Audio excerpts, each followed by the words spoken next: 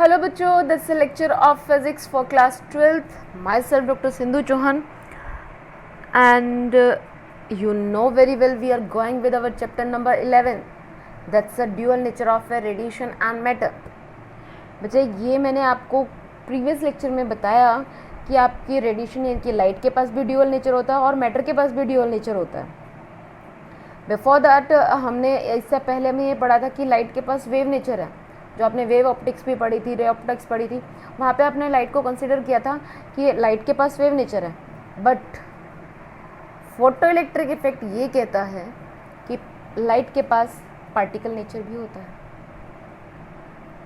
या फिर you can say that कि फोटो इलेक्ट्रिक इफेक्ट को आप एक्सप्लेन ही तब कर सकते हो जब मैं लाइट को पार्टिकल नेचर की मान के चलूँ. ठीक है. इससे पहले देखिए बच्चे, मैंने आपको प्रीवियस लेक्चर में फोटोन क्या है, फोटोन की प्रॉपर्टीज़ भी बताई थी, उसकी एनर्जी, उसका मोमेंटम, जो बेसिक टर्म्स आपको पता होने चाहिए to explain the photo electric effect, या फोटो इलेक्ट्रिक इफेक्ट को समझने के लिए जो आपको बेसिक टर्म्स पता होने चाहिए थे, वो मैं प्रीवियस लेक्चर में आपको बता चुकी हूँ. So let's start with the most important topic from this chapter, that's a photo electric effect. बच्चे, फोटो इलेक्ट्रिक इफेक्ट की बात करूँ, मान लीजिए ये मैं एक मेटल सरफेस लेके चल रही हूँ. मान लेते हैं भाई मेटल सरफेस है, उसके पास फ्री इलेक्ट्रॉन भी होंगे.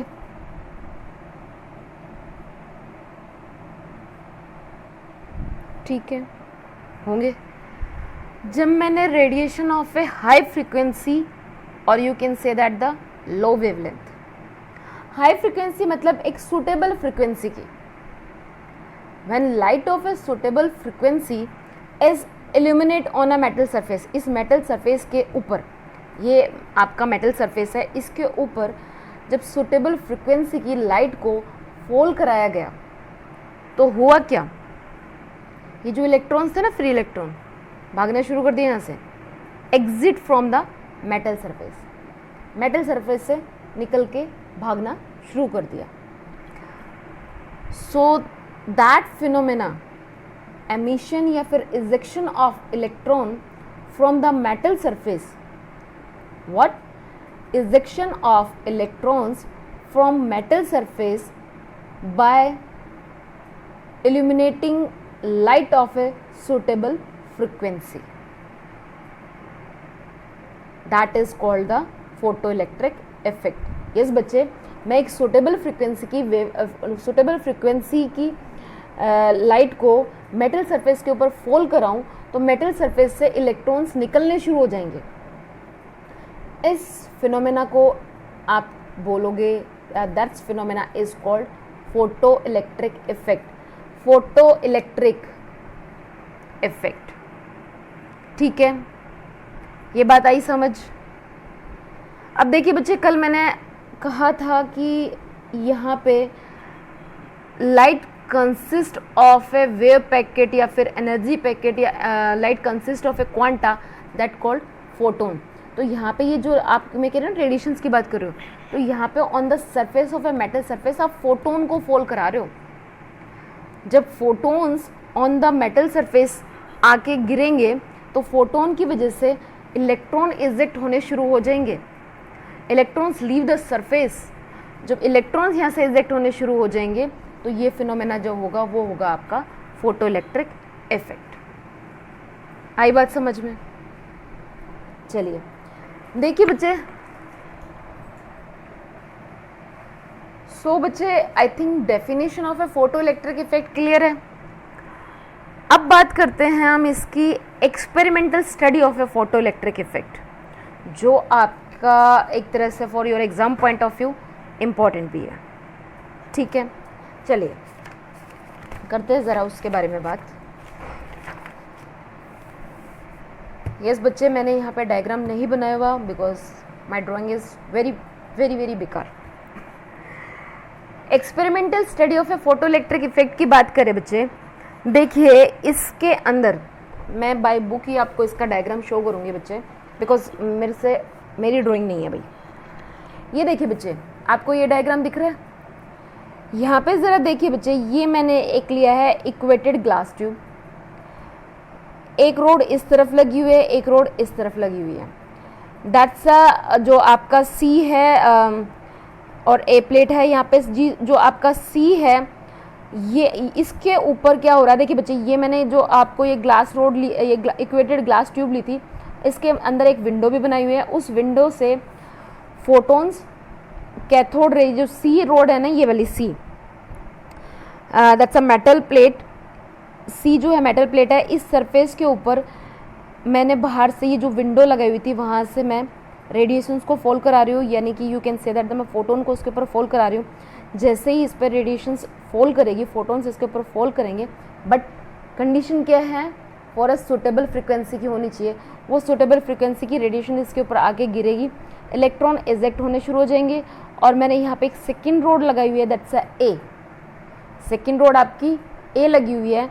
ये जो सेकेंड रोड है ये क्या करेगी, जो इलेक्ट्रॉन यहाँ से इजेक्ट होके जाएंगे उनको क्या कर लेगी, कलेक्ट कर लेगी, ठीक है।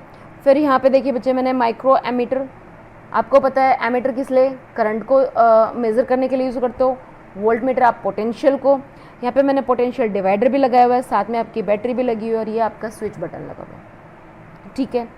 ये सारी चीज़ें थी जो इसकी कंस्ट्रक्शन में आती है। मैं एक रफ सा डायग्राम आपको फिर भी बना के दिखाती हूँ।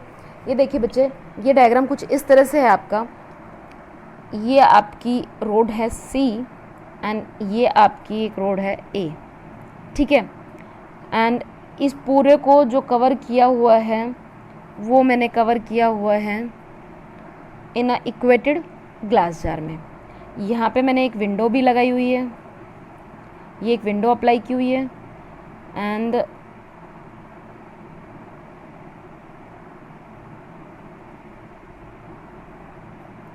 ठीक है, ये मेरी इक्वेटेड ग्लास जार हो गया। ये देखिए बच्चे, ये पूरा का पूरा अगर कवर करते हैं तो ये कुछ इस तरह का बन जाएगा, ठीक है। ये जो कैथोड रोड है, कैथोड क्या, ये जो आपकी मेटल रोड, ये आपका जो ये आपकी मेटल रोड है जो कि फोटो सेंसिटिव है, फोटो सेंसिटिव मेटल रोड आपने ली हुई है। इसी के साथ यहाँ आपने वोल्ट मीटर लगाया हुआ है, इस तरफ आपने माइक्रो एमीटर लगाया हुआ है, ठीक है। बन गई बात हमारी, कुछ कुछ तो सही बन रहा है डायग्राम, इतने भी बुरा नहीं बन रहा। देन यहाँ पे बच्चे मैंने अब लगाया हुआ है, दैट्स अ पोटेंशियल डिवाइडर। मैं हर किसी चीज़ बताऊँगी कि किस लिए हमने कौन सा टर्म यूज़ की है, बस अभी थोड़ा समझिए डायग्राम को, ठीक है। ये आपका पोटेंशियल डिवाइडर से मैंने फोटो सेंसिटिव जो आपकी रोड अप्लाई की हुई थी उसको ले लिया, दैट्स अ पोटेंशियल डिवाइडर, ठीक है। एंड देन मैंने यहाँ पे इसके साथ बैटरी भी कनेक्टेड है आपकी, हाई टेंशन बैटरी है बच्चे ये, ठीक है। और यहाँ मैंने एक की यूज़ की हुई है and this one is connected as here। अब एक बार बच्चे पहले ना इसको ना एक बार एक स्टोरी की तरह सुनो, स्टोरीज वही ना, स्टोरीज जल्दी से याद हो जाती है। हुआ क्या, जैसे मैंने आपको डेफिनेशन बताई, आप हो गए खुश कि होना क्या है, मेटल सरफेस के ऊपर मैंने एक रे ऑफ लाइट को फॉल कराना है, मेरे को रेडिएशन लाइट को फॉल कराना है। जैसे ये मैंने एक मेटल सरफेस लिया हुआ था, लाइट को फॉल कराना है और फॉल कराते वहाँ से इलेक्ट्रॉन निकलेंगे, ठीक है। आपने घर जाके अपना पूरा सेटअप किया। हुआ क्या बच्चे, आपने ना एक तरह से लो फ्रिक्वेंसी पे सेट कर लिया, मतलब फ्रिक्वेंसी की वैल्यू ले ली लो और वेवलेंथ लार्जर ले ली, वेवलेंथ की वैल्यू ले ली बड़ी। कोई मैं फिक्स वैल्यू नहीं बता रही बच्चे, आपने क्या किया, लो फ्रिक्वेंसी की वैल्यू ले ली और जो वेवलेंथ थी वो ले ली बड़ी वैल्यू। आपने यहाँ से रेडिएशंस को फॉल कराना शुरू किया। यहाँ से मैं अगर ये मैं मान लेती हूँ यहाँ पे जो आपका स्टडी लैंप है वहाँ से मैंने लैंप को कनेक्ट किया हुआ है, यहाँ पे मान लेते हैं कि स्टडी लैंप है, मैंने उससे कनेक्ट किया हुआ है और ये रेज इसके ऊपर आके गिर रही है। आपने 2 मिनट देखा, 3 मिनट देखा, 5 मिनट देखा, रेज तो इसके ऊपर फॉल हो रही है, रेडिएशंस फॉल हो रही है, लाइट इसके ऊपर जा रही है, फोटॉन्स इसके ऊपर जा रहे हैं, बट इलेक्ट्रॉन्स नहीं निकल रहे। ऐसा क्यों? फिर आपने सोचा भाई ये क्या हो रहा है। फिर आपने धीरे धीरे क्या किया बच्चे, फ्रिक्वेंसी की वैल्यू को तो इंक्रीज किया, आपने फ्रिक्वेंसी को इंक्रीज किया और लैम्डा को डिक्रीज किया।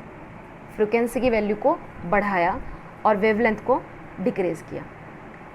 फिर आपने एक वैल्यू सेट की, फिर उस वैल्यू पे भी मान लेते हैं, मैं अगर मान लूँ मैंने यहाँ पे ना 600 नैनोमीटर मान लेती हूँ मैंने वेवलेंथ को, ठीक है, यहाँ पे भी नहीं हो रहा।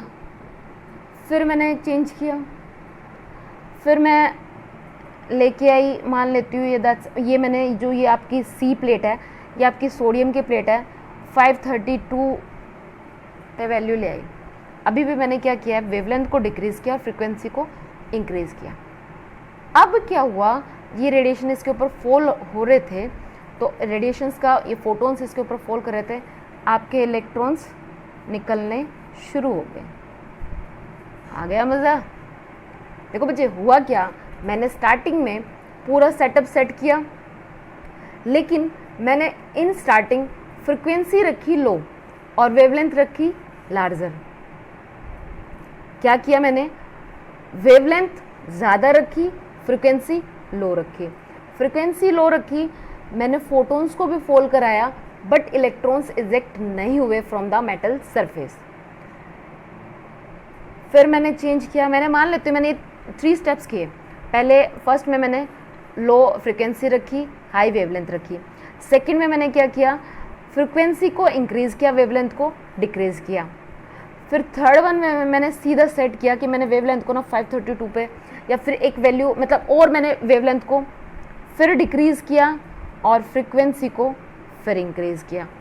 एक तरह से मैं फ्रिक्वेंसी की किस पे आ गई, हाई फ्रिक्वेंसी वैल्यू पे आ गई हूँ और लो वेवलेंथ पे। जैसे ये चीज़ होगी हाई फ्रिक्वेंसी और लो वेवलेंथ, मेरे इलेक्ट्रॉन्स इजेक्ट होने शुरू हो जाएंगे। हो रहा है मेरा फोटो इलेक्ट्रिक इफेक्ट। रियल में फोटो इलेक्ट्रिक इफेक्ट यही है, अगर आप high frequency and low wavelength की रेडिएशंस को, फोटॉन्स को on a metal surface fall कराओगे, ऑन अ मेटल सरफेस उसे फॉल कराओगे, इलेक्ट्रॉन्स इजेक्ट आउट होंगे।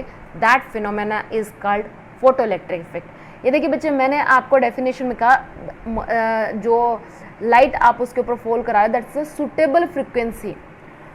हर सरफेस की एक फ्रिक्वेंसी की वैल्यू है, आप उस फ्रिक्वेंसी के साथ उस पर रेडिएशंस को या फोटॉन्स को या लाइट को फॉल कराओगे तो ही आपके इलेक्ट्रॉन इजेक्ट आउट होंगे, नहीं तो नहीं होंगे। समझ रहे हो इस चीज़ को? ठीक है। अब एक सिंपल सी बात है, अगर मैं एक सुटेबल वे में मैं आपको किसी टॉपिक को एक्सप्लेन करूं तो ही आपका कॉन्सेप्ट बनेगा, आपको समझ आएगा। और मैं सीधा बोल दूं photoelectric is define as that, या फिर मैंने एक बचे एक ड्यूरिंग द टीचिंग टीचर की एक वॉइस सेट होती है, ना बहुत स्लो ना बहुत हाइपर में। अगर उसकी पिच जो वॉइस है वो बहुत हाई पिच की हुई तो आपको कुछ समझ नहीं आना, बहुत लो की हुई तो आपको कुछ समझ नहीं आना। तो आपकी एक हियरिंग पावर भी है, या फिर एक जो कॉन्सेप्ट को समझाने में, एक कुछ टीचर्स होते हैं जो बहुत स्लोली पढ़ाएंगे, कुछ बहुत फास्ट पढ़ाते हैं, तो ना तो स्लो पढ़ाने वाले का समझ आएगा ना बिल्कुल फास्ट पढ़ाने वाले का। एक बीच की एक वैल्यू सेट है ना, उसी तरह से इस सरफेस की भी अपनी एक वैल्यू है, किसकी हाई फ्रिक्वेंसी होनी चाहिए, लो वेवलेंथ होनी चाहिए, तभी उस मेटल सरफेस से इलेक्ट्रॉन इजेक्ट आउट होंगे, अदरवाइज नहीं होंगे। आई थिंक आपको बच्चे एक्सपेरिमेंटली भी फोटो इलेक्ट्रिक इफेक्ट हो क्या रहा है वो क्लियर होगा। अब ज़रा बात कर लेते हैं इसकी कंस्ट्रक्शन की। कंस्ट्रक्शन बच्चे जो मैंने यहाँ पे आपको एक्सप्लेन किया है, इससे बाहर कुछ भी नहीं है। मैं इसी अरेंजमेंट को आपको मैंने थ्योरेटिकल पोर्शन में लिखा हुआ है वही मैं आपको एक्सप्लेन करती हूँ। The experimental arrangement use for the study of the photo electric effect is figure in shown in above. It consist of an equated glass, ये ग्लास ट्यूब थी, which enclose a photosensitive plate. जो आपकी C है that's a photosensitive plate है. ये photo sensitive यानी कि जैसे लाइट आएगी ये उस लाइट के लिए सेंसिटिव है. फोटो सेंसिटिव प्लेट है ये आपकी. And another plate is metal plate. अब वो भी इलेक्ट्रॉन को अपने पास लेके जाएगा तो मेटल प्लेट ही लेके चलोगे, ठीक है. वहाँ पे फिर आपने उस क्वार्ट्ज में जो आपने लेके चलो ग्लास ट्यूब, उसमें एक विंडो सेट की हुई है. Is sealed on the glass tube which permit the ultraviolet light to irritate the, उस प्लेट सी के ऊपर आके वो अल्ट्रावायलेट रेडिएशन जो वो फॉल आके वहाँ पे आके गिरे. तो आप ये विंडो भी रखोगे, अब पूरा ही बंद कर दोगे, उसके ऊपर लाइट गिरने का कहीं से तो सोर्स होना चाहिए. अच्छा, इलेक्ट्रॉन्स एमिट होंगे कहाँ से? सी प्लेट से, कैथोड से, and collected by the plate A called the anode, या उसको आप कलेक्टर कहोगे. ये देखिए बच्चे, इस सी प्लेट से इलेक्ट्रॉन्स एमिट होंगे, ए प्लेट उसको कलेक्ट करेगी, तो ए प्लेट को आप कलेक्टर कहोगे या फिर इसको एनोड भी बोल सकते हो. ये आपका कैथोड हो गया, ठीक है.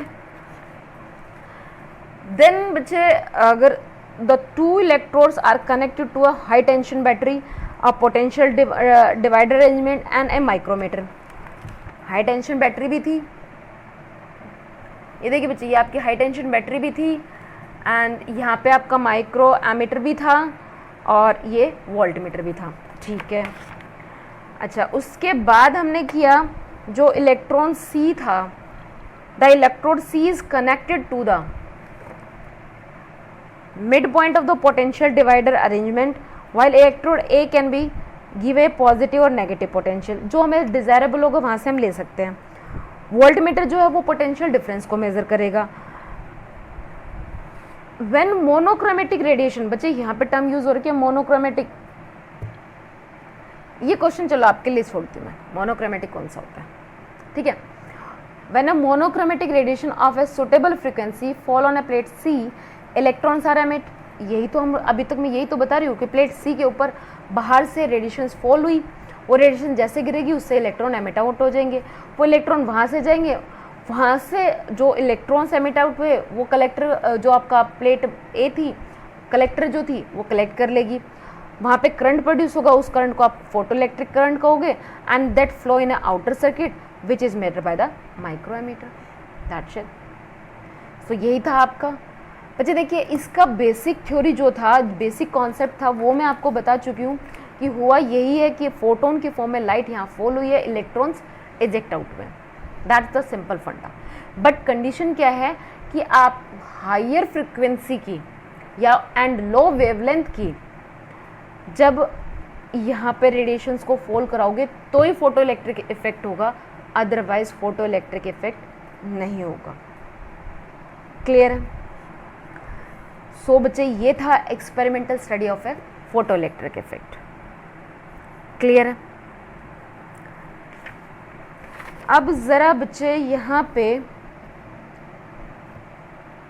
Intensity of a light of a given wavelength is increased, there is a increase in the number of photon. अब जरा बच्चे देखिए, कल मैंने आपको कहा था कि फोटोन के पास एनर्जी जो होती है that's E is equal to, ये अभी ऊपर ये लिखा हुआ, फोटोन के पास जो एनर्जी होती है E is equal to H C by lambda होती है. तो ये क्या मतलब, जो आप बंडल ऑफ ए फोटोन्स आ रहा है, सारे के सारे की उनकी टोटल है या एक सिंगल वन की है? तो बच्चे ये जो एनर्जी है ना, ये एक फोटोन की है.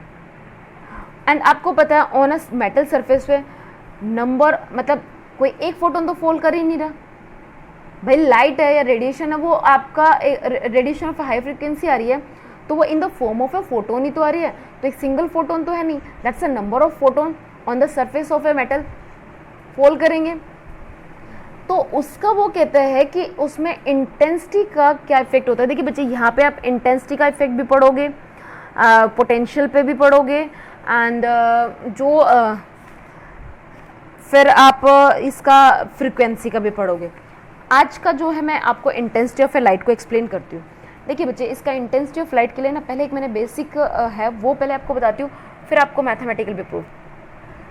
Effect of intensity of a light on a photo electric effect की बात करें तो बच्चे फोटो इलेक्ट्रिक करंट जो होता है ना, जो मैंने कहा ना फोटो इलेक्ट्रिक करंट प्रोड्यूस हो रहा है, वो डायरेक्टली प्रोपोर्शन होगा number of photo electron emitted पर सेकेंड। एक सेकेंड में कितने number of photo electrons emit, मतलब नंबर ऑफ फोटो इलेक्ट्रॉन्स उस सरफेस से कितने निकल रहे हैं, फोटो इलेक्ट्रिक करंट उस पर डिपेंड करेगा। आप कर्व बनाओगे तो कुछ इस तरह की मिलेगी आपको।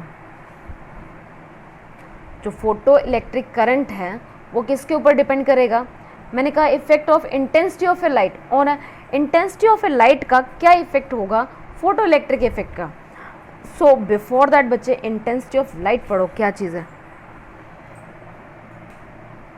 ये देखिए बच्चे, ये टर्म आपको मैं बाद में एक्सप्लेन करती हूँ, पहले इंटेंसिटी ऑफ लाइट पढ़ो।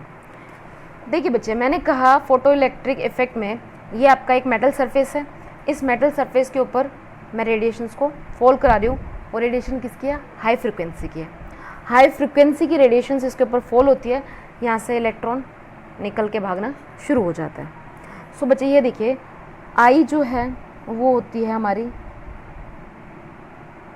Intensity of light, and lambda जो है that is wavelength of a light. ठीक है, अब देखिए बच्चे, मैं एनर्जी की बात कर रही थी, फोटोन की energy that's hc by lambda. ये बच्चे सिर्फ एक फोटोन की एनर्जी है।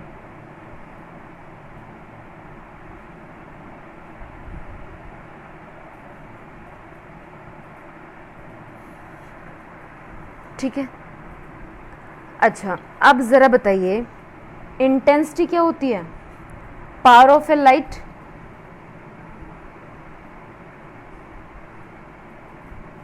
By area, that is power by area.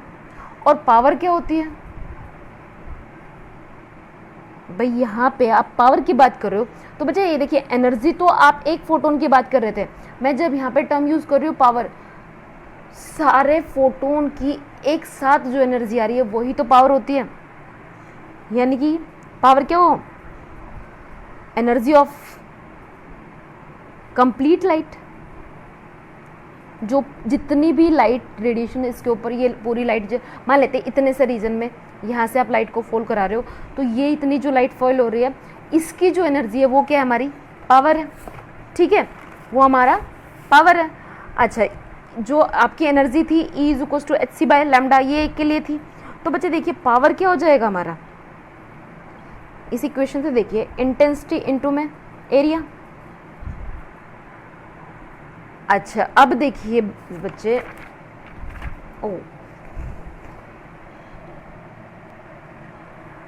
सो बच्चे हमारे पास पावर आ गई, दैट्स इंटेंसिटी इनटू में एरिया, और एनर्जी जो मेरे पास थी that's hc by lambda, that's energy of a single photon. But वहाँ पे तो नंबर ऑफ फोटोन्स आ रहे हैं, तो एक सेकंड में कितने फोटोन वहाँ पे गिर रहे हैं, that's a number of photon per unit time. अगर यहाँ पे बच्चे मैं इस एनर्जी को, यहाँ पे n जो है बच्चे that's a number of photon, मतलब एक सेकेंड में with in a 1 second number of कितने फोटोन उस सरफेस के ऊपर लाई कर रहे हैं, उस सरफेस के ऊपर गिर रहे हैं, उनकी एनर्जी को। अब ये देखिए बच्चे, मैंने कहा एक सेकेंड में पता नहीं 40 नंबर ऑफ फोटोन गिर रहे हैं, 4 गिर रहे हैं, 5 गिर रहे हैं, मुझे नहीं पता, मुझे एक फोटोन की एनर्जी पता है। एक फोटोन की एनर्जी ये इतनी होगी, तो n फोटोन की एनर्जी कितनी हो जाएगी with in a second, that's hc by lambda. और पावर क्या होती है, दैट्स अ टोटल एनर्जी। भाई पावर अभी हम करके है ना, दैट्स अ टोटल एनर्जी जो उस वहाँ पे लाइट फॉल हो रही है।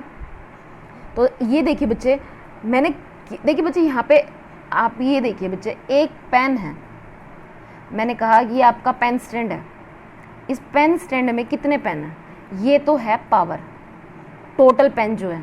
और एक सिंगल पेन, एक ब्लू है, एक रेड है, एक ग्रीन है, कोई सा भी हो सकता है।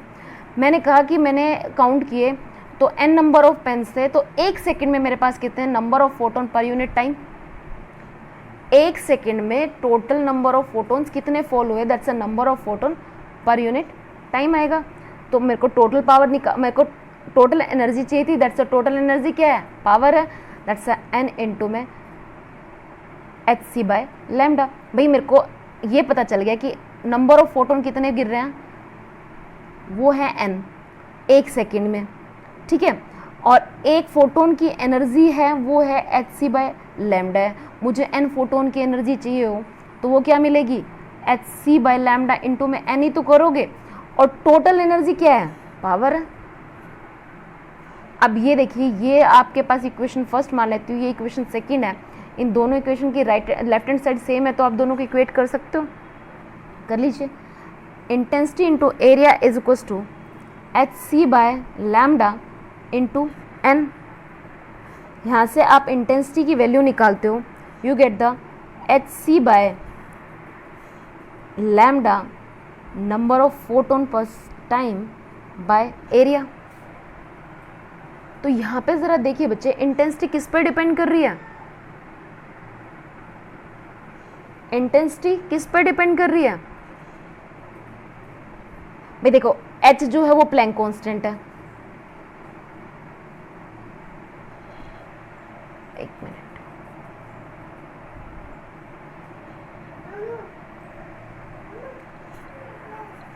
जो यहाँ पे h है आपके पास, ये है उस साइड दिख नहीं रहा था इसलिए यहाँ लिख रहे हैं, प्लैंक कांस्टेंट है। c is the velocity of a light है, ठीक है।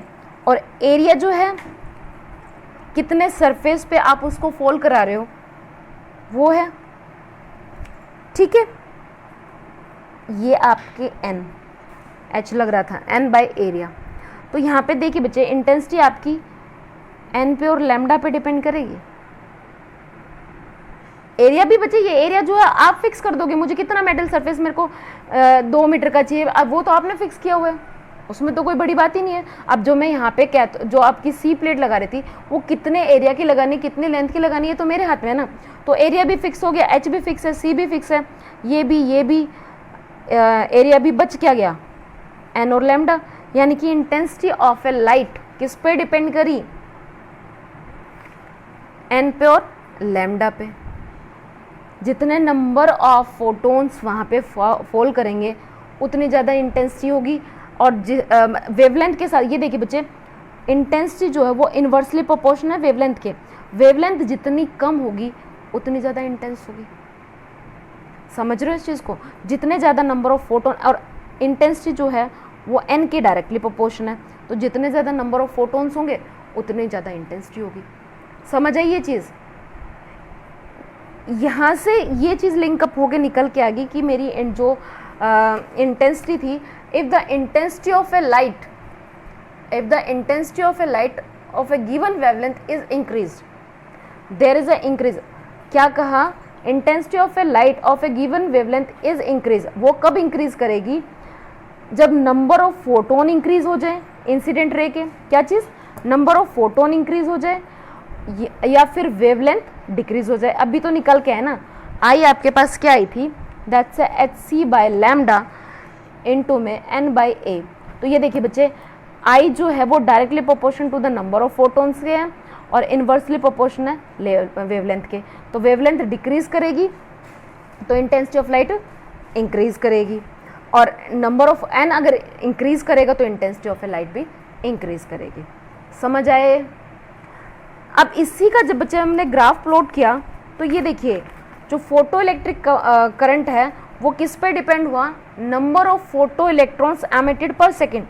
एन ही तो था ये, कि वहाँ से नंबर ऑफ फोटो इलेक्ट्रॉन, क्योंकि जितने नंबर ऑफ फोटोन आएंगे उतने नंबर ऑफ इलेक्ट्रॉन्स निकलेंगे, तो ये आपके इस पर डिपेंड करेगा। एंड जब मैंने इंटेंसिटी ऑफ ए लाइट और फोटो इलेक्ट्रिक करंट में ग्राफ प्लॉट करती हूँ, I get the straight line, and on that straight line we can say that if we allow the radiation of a fixed frequency to fall on a plate P and accelerating the potential difference between the electron is kept fixed। आपने V भी fix कर दिया बच्चे, frequency भी आपने fix कर दी, V भी fix है, फ्रिक्वेंसी भी फिक्स है, then the photoelectric current is found to increase linearly with the intensity of a incident radiation। भाई यही तो फिक्स किए थे मैंने, एन को और लैम्डा को। मैंने लैम्डा को भी लोअर वैल्यू रख लिया, एन की वैल्यू को इंक्रीज कर लिया, मिलेगा मुझे ये चीज़। समझ आई ये चीज़? So that's all about the today's lecture, effect of a potential हम नेक्स्ट लेक्चर में करेंगे। So thank you guys, you have to go through the lecture, तभी चीज़ें समझ आएंगी। Thank you.